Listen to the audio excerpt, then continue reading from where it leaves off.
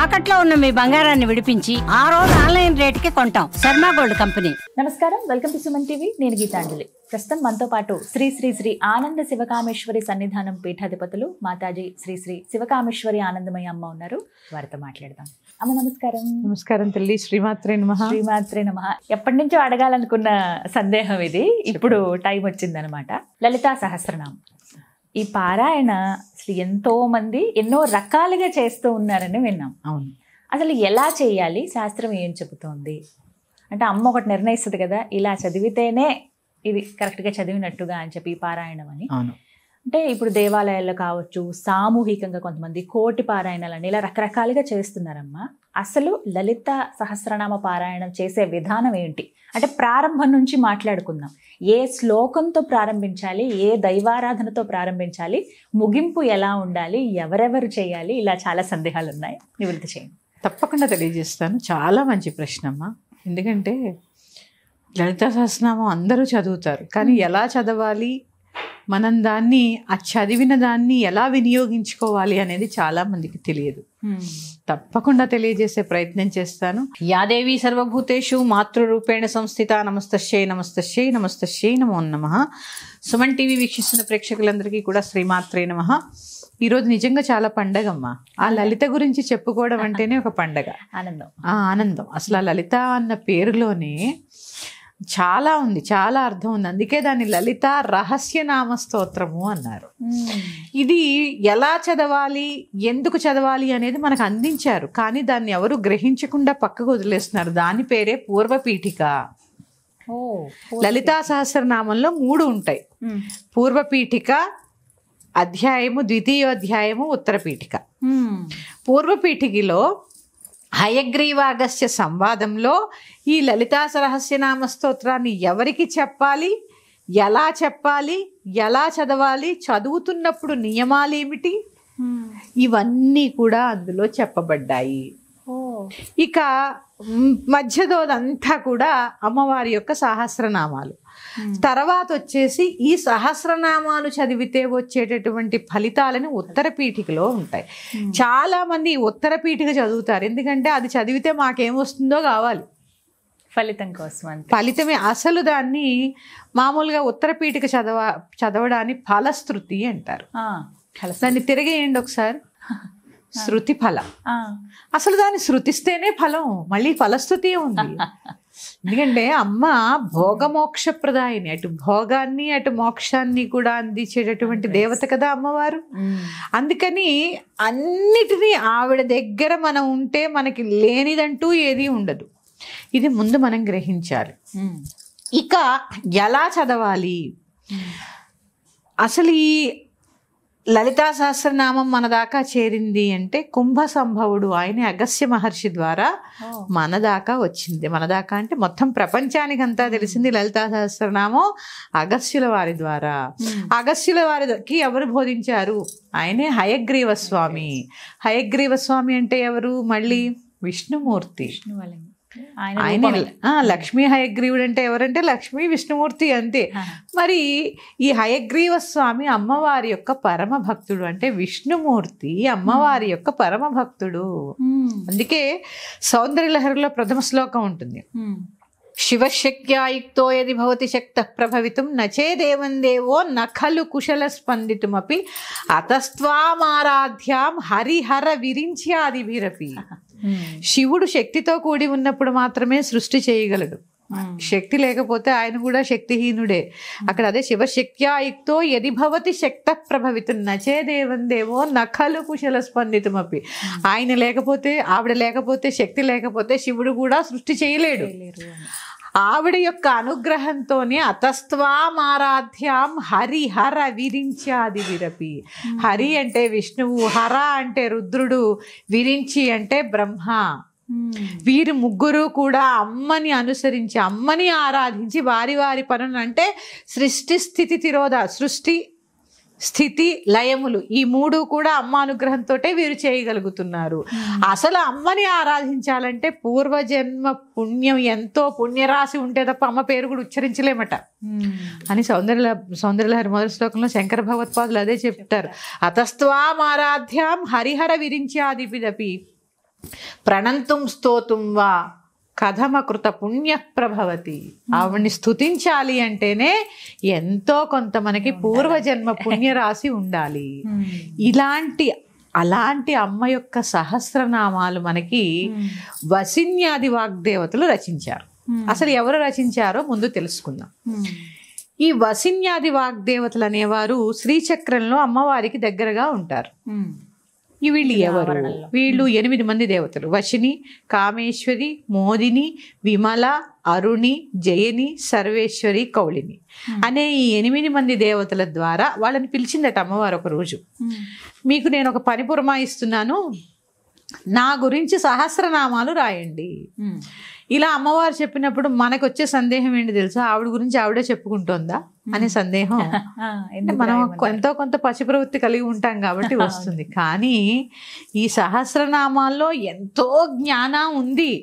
ఈ జ్ఞానాన్ని అసలు లలిత అంటే ఏంటో అందరూ తెలుసుకోవాలి, లలిత ఎక్కడ ఉందో తెలుసుకోవాలి అని చెప్పి ఆవిడేం చేసింది, వసిన్యాది వాగ్దేవతని పిలిచి సహస్రనామాలు రాయండి నా గురించి అని చెప్పింది. వారికే ఎందుకు చెప్పింది? ఎందుకు అంటే, ఇప్పుడు మీరున్నారమ్మా, నన్ను రోజు చూసారనుకోండి, నేను ఏం చేస్తాను, ఎప్పుడు నిద్ర లేస్తాను, ఎలా ఉంటాను, నా తత్వం ఏంటి, నేను ఏం భుజిస్తాను, ఎవరితో ఎలా మాట్లాడతాను, ఇవన్నీ మీకు తెలుస్తాయా లేదా? అలాగే శ్రీచక్రంలో అమ్మకి దగ్గరగా వసిన్యాది వాగ్దేవతలు ఉండి అనుక్షణం అమ్మ దగ్గరే ఉంటూ అమ్మ యొక్క శుశ్రూష చేస్తూ అమ్మ ఏది మాట్లాడితే అది ప్రసాదం కింద భావిస్తూ ఆ అమ్మ యొక్క ఉపాసనలో ఉన్న దేవతలు ఈ వసిన్యాది వాగ్దేవతలు. వారే అష్టమాతృకలు, వారే వసిన్యాది వాగ్దేవతలు. వారికి చెప్పింది అమ్మ. ఇక వీరేం చేశారంటే రాసేసారు, వసిన్యాది వాగ్దేవతలు సహస్రనామాలు రాసేసారు. ఇది అయిపోయింది, ఒక ఘట్టం పూర్తయింది, అక్కడికి రాసేసారు. అది ఎలా తెలియాలి అందరికీ? అప్పుడు వీళ్ళు సహస్రనామాలు రచించగానే అమ్మవారు పెద్ద సభ ఏర్పాటు చేశారట. మొత్తం అందరి దేవతల్ని పిలవండి అని ఒక సభ ఏర్పాటు చేసి వసిన్యాది వాగ్దేవతల్ని ఆ సభకు ఆహ్వానించమని చెప్పారట అందరినీ. ఇక మంత్రిని సేన, దండిని సేన అంటే వారాహి సేన, శ్యామలా సేన, అలాగే 64 కోట్ల మంది యోగిని దేవతలు, శ్రీచక్ర దేవతలు, మొత్తం సమస్త భూమండలంలో ఉన్న దేవతలంతా కూడా ఆ పరివారాలతో సహా పతిపుత్ర పత్నిపుత్ర పరివారాలతో సహా సభకి హాజరయ్యారట. ఎందుకు మరి? పిలిచింది ఎవరు? సుప్రీం జగన్మాత కదా. అవును. పిలిచేసరికి అందరూ వచ్చారు. ఆ సభలో అమ్మవారు ఈ సహస్రనామాలు వసిన్యాది వాగ్దేవతల ద్వారా అందరికీ చెప్పడం జరిగింది. అందులోనే చెప్పాను కదా, హరిహర విరించ్యాది బిరపి వాళ్ళ ముగ్గురే అమ్మవారి యొక్క ఉపాసకుల్లో చాలా చాలా చాలా ముఖ్యమైన వాళ్ళల్లో అగస్త్య మహర్షి, ఆయన భార్య లోపాముద్ర, అలాగే చంద్రుడు, మన్మధుడు, అలాగే విష్ణుమూర్తి, ఇట్లా వాళ్ళందరూ కూడా ఆ దేవి యొక్క ఉపాసన ద్వారా, దేవి యొక్క ఇచ్చిన ఆ దేవిని ఆరాధించడం ద్వారా తమ తమ కార్యాలని బాగా చేస్తున్నారనమాట. ఇలాగ లలితా సహస్రనామం వచ్చిందని దేవతలందరికీ కూడా తెలిసింది. ఇంకా దేవతలకు తెలిసింది, మరి మనలాంటి మనుషుల సంగతి ఏంటి? అప్పుడు చూడండి, ఫస్ట్ దేవతల దాకా వచ్చింది. ఇక ఆ తర్వాత నుంచి ఎక్కడికి వచ్చింది? ఆ తర్వాత నుంచి హయగ్రీవ స్వామి వారి దాకా వచ్చిన తర్వాత మరి ఈ విష్ణుమూర్తి హయగ్రీవ అవతారంలో ఎందుకున్నారు? జ్ఞానానందమయం దేవం నిర్మలం స్ఫటికాకృతిం ఆధారం సర్వ విద్యానాం హయగ్రీవం ఉపాస్మహి. ఇది దేవి భాగవతంలో ఒక కథ ఉంటుంది. ఈ శుంభ నిశుంభుల వధ అయిపోయిన తర్వాత విష్ణుమూర్తి రెస్ట్ తీసుకుంటారు. పాపం తీసుకుంటూ ఆయనకు నిద్ర వచ్చేస్తుంది. కొన్ని వేల సంవత్సరాలు యుద్ధం చేసి అలసిపోయి ఆయన విల్లు ఉంటుంది కదా, విల్లు మీద ఇలా తలబెట్టి నిద్రపోయినప్పుడు ఈ హయగ్రీవుడు అనే రాక్షసుడు ఇంకా వాళ్ళని దేవతల్ని భయపెడుతూ నానా భీభత్సం సృష్టిస్తూ ఉంటాడు. వీళ్ళు వెళ్ళి స్వామివారిని విష్ణుమూర్తి ఎంత లేపుతున్నా లేవట్లేదు, ఎందుకంటే దుష్ట సంహారం ఆయనే కదా చేసేది. ఎంత లేపుతున్నా లేవట్లేదు, వీడేమో రెచ్చిపోతున్నాడు, ఏం చేయాలో అర్థం కావట్లేదు. అప్పుడు అమ్మవారిని, ఆ మహామాయా స్వరూపిణి ధ్యానం చేస్తే ఆవిడ చిన్న ఉపాయం చెప్తారు. ఏం చెప్తారు అంటే, వెంటనే వీళ్ళు ఒక చెదపురుగు ఈయన విల్లు మీద పడుకున్నాడు కదా, విల్లు చెక్కతో చేసి ఉంది. చెక్కతో చేసి ఉండేసరికి చెదపురుగును తీసుకొచ్చి ఆ యొక్క ధనుస్సులో వదిలేస్తారు. చెదపురుగు ఏమడుగుతుందంటే, నన్నేమో విష్ణుమూర్తిని లేపమంటున్నారు, నాకేమో పాపం వస్తుంది, నిద్దట్లో ఉన్న వాళ్ళని లేపితే నాకేంటి మరి, నేను ఈ పని చేసినందుకు నాకేంటి మరి, భయపడుతుంది కదా మరి విష్ణుమూర్తిని లేపాలని. అందుకే ఏం చెప్తారంటే చూడండి, హవిస్సుల్లో దేవతలు హోమం చేసేటప్పుడు ఆ హవిస్సులు ఇస్తారు కదా, ఆ హవిస్సుల్లో పక్కన పడి మిగిలిపోయినంతా కూడా ఈ చెదపరుగుకే నీకే చెందుతుంది అని చెప్పి బ్రహ్మదేవుడు వరవిస్తాడు. అందుకే చూడండి, ఎంత చేసినా హోమంలో ఎంతో కొంత మిగులుతూ ఉంటుంది, అది ఆ చెదపురుగుకి చెందుతుంది అనమాట. ఇక ఆవిడ ఆ ధనుస్సులోకి వెళ్ళి కొరికేస్తుంది. ఆ ధనుస్సుని కొరికేసరికి ఆ వింటి నారి ఏదైతే ఉందో అది తెచ్చి విష్ణుమూర్తి తల తెగి పడిపోతుంది. తల తెగి పడిపోయేసరికి ఇక వీళ్ళ అతలాకుతలు అయిపోయి దేవతలంతా మహామాయని ప్రార్థించి అమ్మవారిని ఆ దేవిని ప్రార్థించగానే ప్రత్యక్షం అయితే అప్పుడు ఆయనకి ఒక గుర్రపు తల తెచ్చి అతికిస్తారు. ఇది ఎందుకు అంటే హయగ్రీవుడికి వరం ఉంటుంది. మానవులు దానవులు ఎవరూ చంపలేరు. ఏంటి నరమేమో శరీరము, నరుడు, పశువేమో శిరస్సు, గుర్రం తల ఉన్నవాడే చంపాలని చెప్పి ఆయనకు ఒక వరం ఉంటుంది అనమాట. అట్లా ఆ యొక్క వృత్తాంతం ద్వారా అప్పుడు ఈయన నిద్ర లేచి ఆ హయగ్రీవ స్వామిని వధించి, ఇదంతా అప్పటి నుంచే ఆ రాక్షసుడి పేరు హయగ్రీవుడే. ఈయన హయగ్రీవ నామంతో ఆ తపస్సులో చాలా రోజులు ఉంటారు. అది హయగ్రీవ అవతారం. ఈ హయగ్రీవ స్వామి అమ్మవారిని ఆరాధించి చాలా పొందుతారు. ఆ హయగ్రీవ స్వామి వారికి అమ్మవారు ఈ లలితా సహస్రనామం గురించి కొన్ని నియమాలు చెప్తారు. ఎవరికి పడితే వారికి బోధించవద్దు. ఈ లలితా సహస్రనామం ఒకటే కాదు, అమ్మవారి యొక్క ముఖ్యమైనటువంటి స్తోత్రాలలో ఖడ్గమాల, త్రిశతి, లలితా సహస్రనామం, ఈ మూడు కూడా ఎవరికి పడితే వారికి బోధించవద్దు అని చెప్పి అమ్మవారు చెప్తారు. ఈయన ఎవరికీ తెలియకపోతే ఎలాగమ్మా అని చెప్పి ప్రార్థిస్తే మరి ఎవరు పడితే వాడు ఎలా పడితే అలా చదవడానికి వీల్లేదు. ఎందుకంటే ఒక్క నామంలో కొన్ని వేల అర్థాలు ఉన్నాయమ్మా.